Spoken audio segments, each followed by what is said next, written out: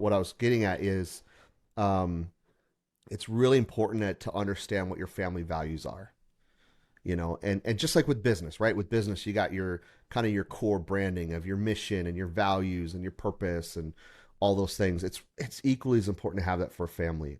And it's, I've been the young guy, right? I've had one kid, and you don't realize how important these things are until your family starts growing up. Your kids start speaking and talking and going to school and having reasoning Right. conversations with other people. And then you have multiple kids, and all of a sudden you're like, wow, I'm not just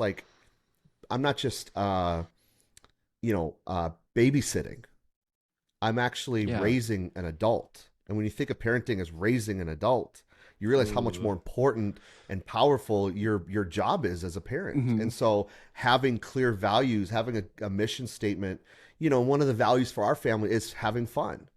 So if we're looking at a day or an evening or an opportunity where it's like, what can we do in this moment?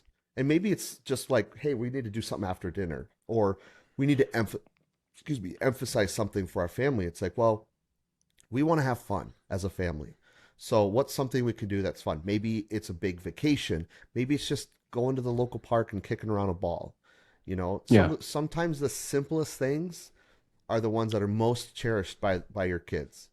But it's important to have those values up front so that you can use that as a filter and a lens. So when you're making decisions, or you're talking to your spouse, or you're deciding whether or not you should do this thing with your family or this thing with your friends, it becomes a lot easier to make those decisions because of the values that you've established. And once your kids are old enough, involve them in that process, because, Right. like, our kids are still, our oldest is 10.